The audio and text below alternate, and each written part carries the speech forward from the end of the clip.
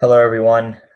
Today, Arsenal have lost 3-1 away from home to Chelsea, pretty much ending any glimmer of hope that we had remaining about a potential title challenge, and ending all goals that we had for the 2016-17 season, at least with regards to the Premier League.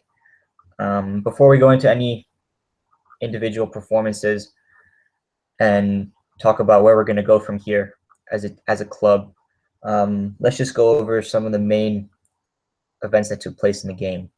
Starting from the starting lineup, there were a couple of changes made from the midweek loss against Watford. We saw Bellerin come in. Many had called for him to start against Watford, and he came back into the lineup today for Gabriel. We saw Oxlade-Chamberlain starting in that deep midfield role alongside Coquelin. And we saw Walcott on the right-hand side, and which saw Alexis Sanchez move up striker, basically to bring pace to our attack, and that meant sacrificing Olivier Giroud for this game. And I thought we started off quite brightly, actually. We were pressing Chelsea high up the field. We were keeping possession.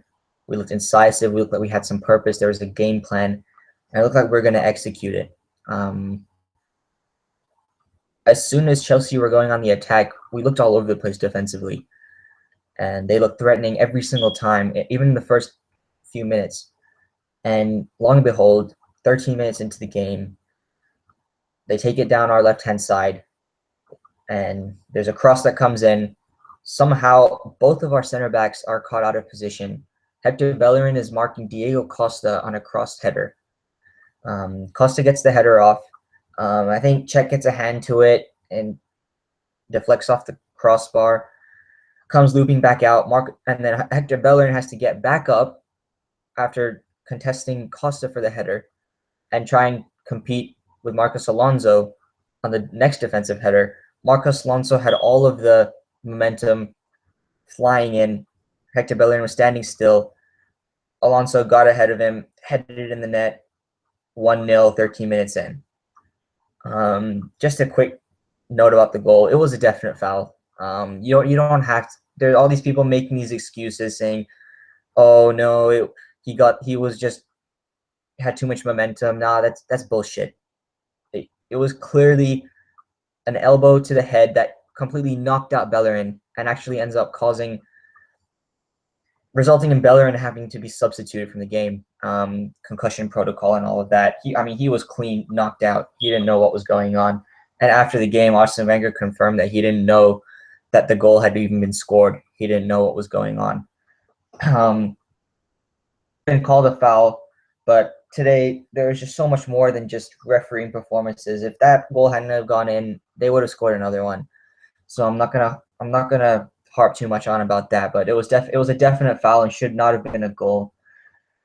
But moving on, again, it was just our typical first half performances that we've had this year. Slow. After that, we started good, like I said, but as soon as the goal went in, our heads dropped, and there was no leader on the field to keep the players going, pushing. It's just one goal. We can come back from this.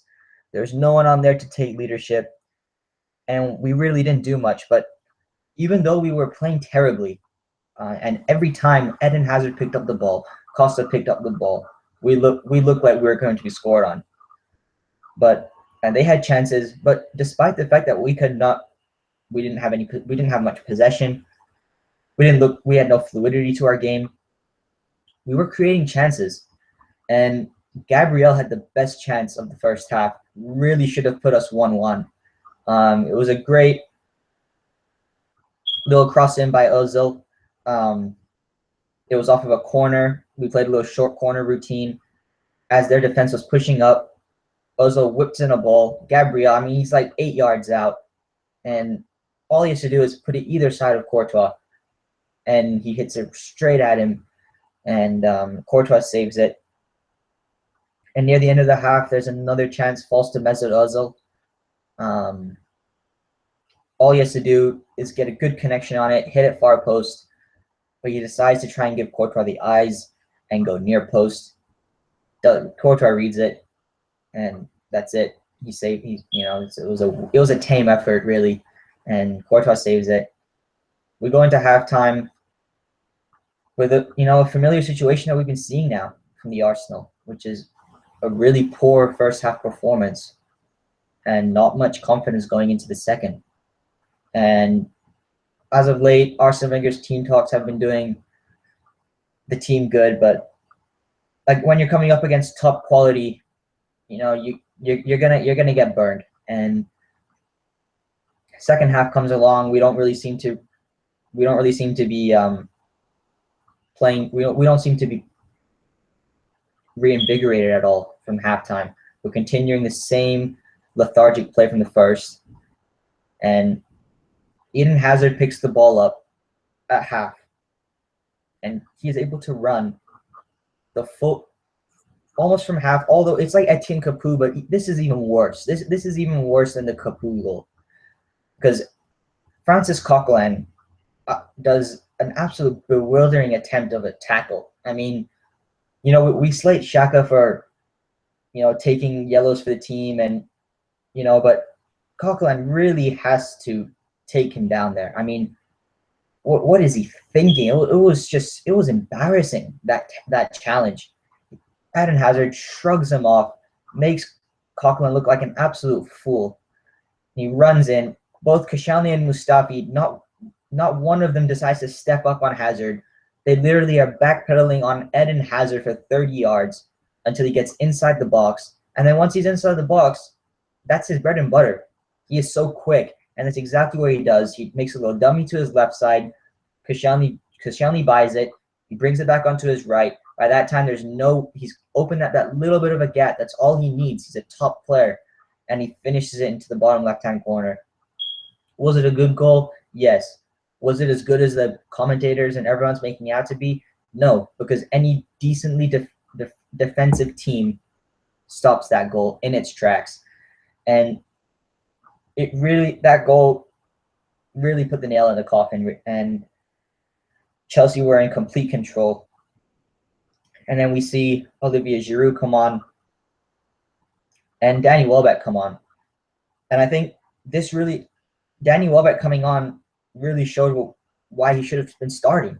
He was powerful. He had pace. He was running past Victor Moses because he had the power. Iwobi didn't have that pace and power to get past him. But we'll talk about that later. And then we got the third goal for Chelsea to make it 3-0. Absolutely, I mean, embarrassing stuff. This was just disgraceful.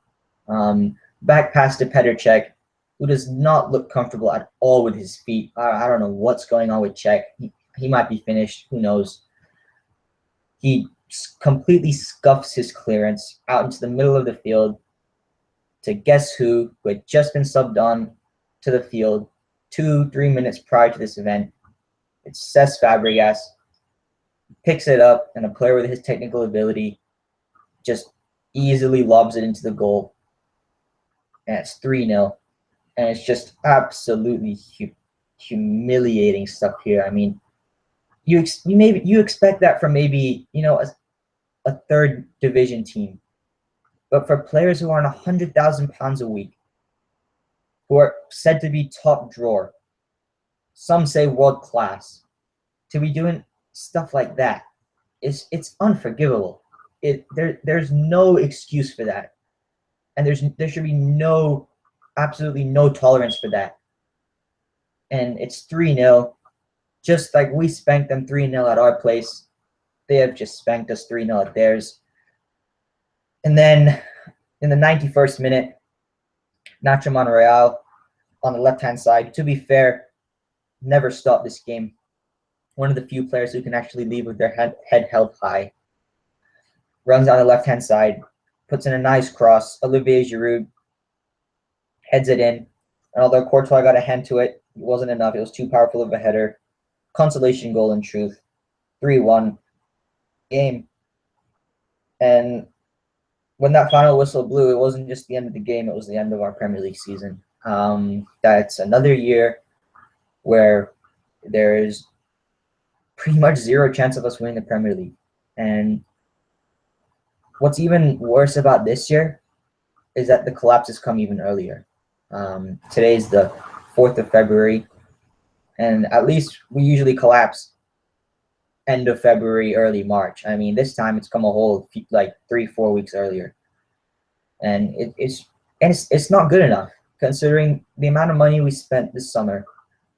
We spent a good 90 to 100 million pounds this summer, so it's not as if we didn't spend the money.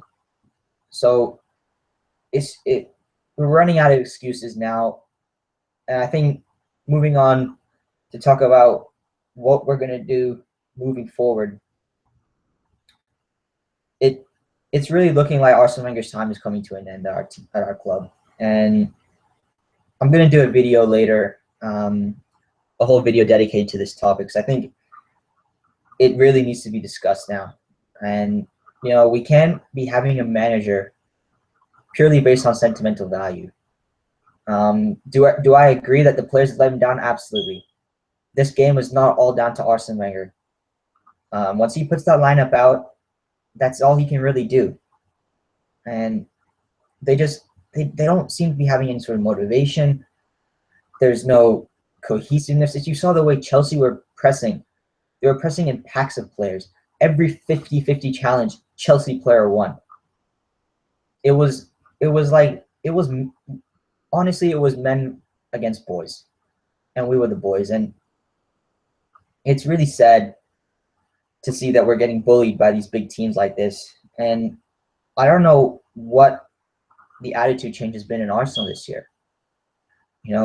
This is the same team that we played at the Emirates, and we absolutely played them off the park. We made Conte look anonymous, and today he absolutely bossed us. Today we had Alexis Sanchez, and I'm gonna talk about Alexis Sanchez because I think everyone gives him a free pass. I love Alexis Sanchez, do not get me wrong. But if we're gonna always criticize Mesut Ozil on his poor performances and other players, then Alexis deserves to be held at the same standard. And today he was absolutely disgraceful. I'm gonna say it. I mean, what did he do today? He was anonymous. He looked disinterested. There was nothing from him. Every pass, almost every pass, I think today he misplaced. He didn't look like he trusted his teammates. He wanted to do everything on his own, which is a trend with him in these big games. And I don't know if he doesn't trust the quality that's around him, or if he just feels that he needs to step up a little bit too much in these big occasions because he knows that no one else will. So Alexis Sanchez today, absolutely appalling.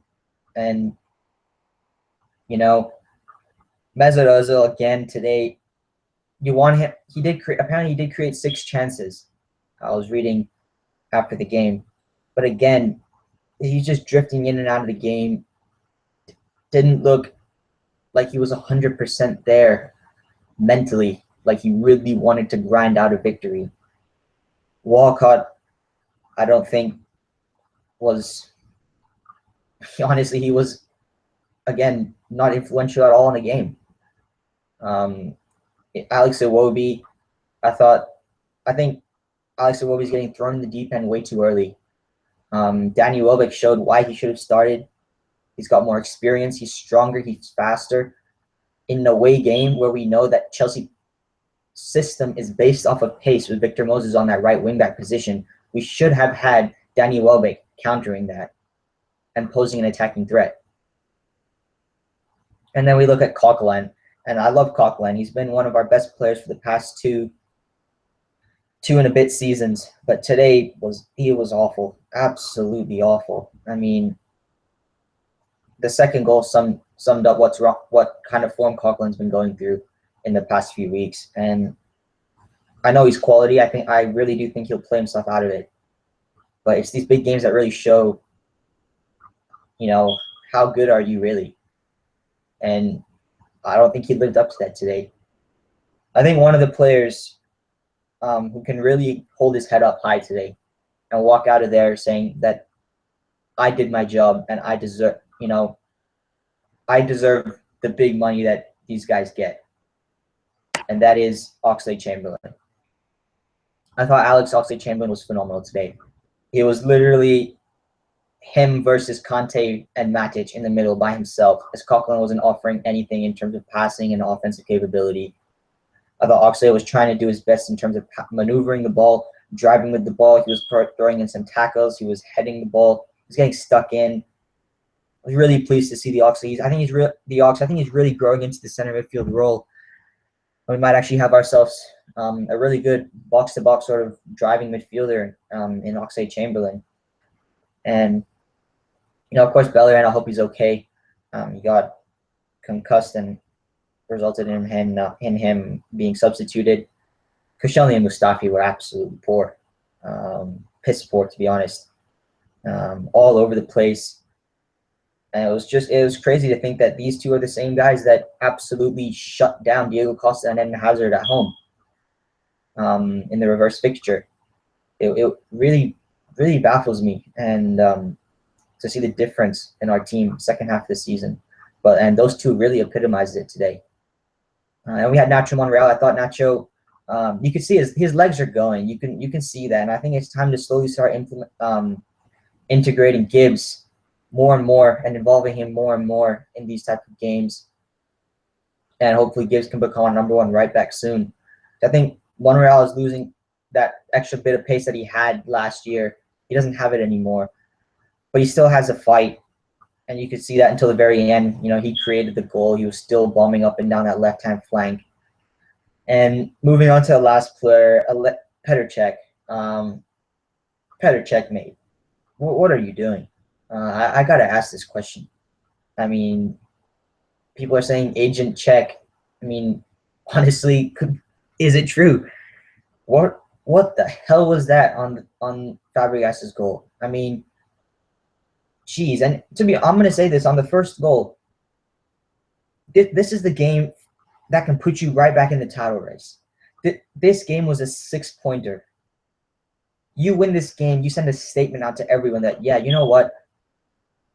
We're not here to mess about. We're here to go for this title. And the ball seemed like maybe, again, the cameras throw it off, but the ball seemed to be right there. Alonso's header it wasn't like it was right in the corner. So, I don't know, and he just sort of watched it like he was going to dive for it, but he just let it go past his right-hand side. And I don't think that's good enough.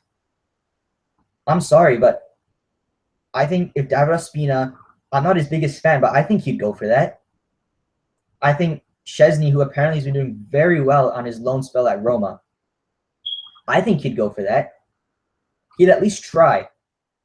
And if you're coming back in your net, why aren't you just sprawling and giving it every single, inch you have in your wingspan to just get a hand to it? Look at Courtois on the other side. The guy who pretty much replaced Petr Cech and forced him out. That header Danny Welbeck had in the second half, near the end of the second half, if that happened on us, Petr Cech would have stood still and watched it go into the bottom corner. But Courtois leapt and used every bit of inch that he has, and he got the save, and he made the save. And he saved his team from having a late, last 10, 15-minute bombardment. So Petr Cech, I think it's about time he gets dropped. And I was a big fan of Cech. Don't get me wrong, I like the guy. I think he brings a lot of experience to the team, but I don't think he's pulling his weight. There's been goals where I think he really should be saving, and I think the first and of course the third are things that should not be going in the net. So there you have it. Another depressing video and it's the same thing every single season. It's Groundhog Day. Arsenal bottled the title in February, and it's really, really getting embarrassing now. And I love Arsene Wenger. Of course, I'm in college, so all I know is Arsene Wenger when it comes to Arsenal. Ever since I've been supporting Arsenal, it's been Arsene Wenger, Arsene Wenger, Arsene Wenger. I haven't seen anything else. So there's a sentimental value attached to it. But is sentimental value worth watching us get dumped out of the Champions League round of 16 every year? Is it worth getting dumped out of the title race in February with like 14, 15 games left in the season? Is it worth being the laughing stock of the league? And the answer is, quite frankly, no, it's not worth it. And I think it's time. I know there's a 2-year deal waiting for Arsene Wenger by Arsenal. The board's going to give it to him after all that he's done, the Emirates, Invincibles, etc., etc. There's always going to be a deal waiting for him. It's just a courtesy thing. But I think it's time for Arsene Wenger to really look at himself and look at the club and realize that, you know what, we have a damn good squad. This is what gets me. We have a good squad. There is no way that this team should be 12 points behind the league leaders in February. There is no way. There's too much quality in this team. And I think Wenger needs to realize that, you know what, I built this team. This squad is a good squad. But you know what? I need to step back. I need to allow someone who's more in touch with the modern game, with more passion, not even passion, more tactically astute, more modern, to come in and take this team to the next level. I've done all I can, and we'll always thank you for that, Arsene.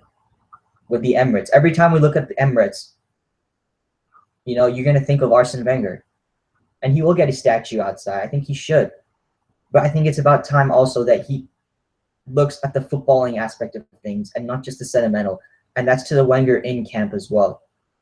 Let's focus on the football now. Let's not focus on the past. To hell with the past. Because if we keep doing this, we're going to become the modern day Liverpool. And we take the piss out of them right now about not winning the league ever, Premier League. But us. So if we don't want to be like that, I think it's time that Arsene Wenger steps down and we maybe look towards an Allegri, or if we can somehow get a Simeone.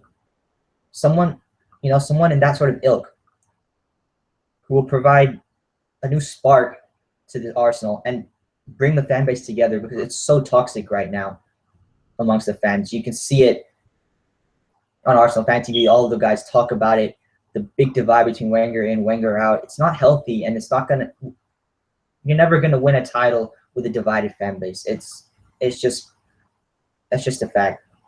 So moving on, we have Hull City next weekend.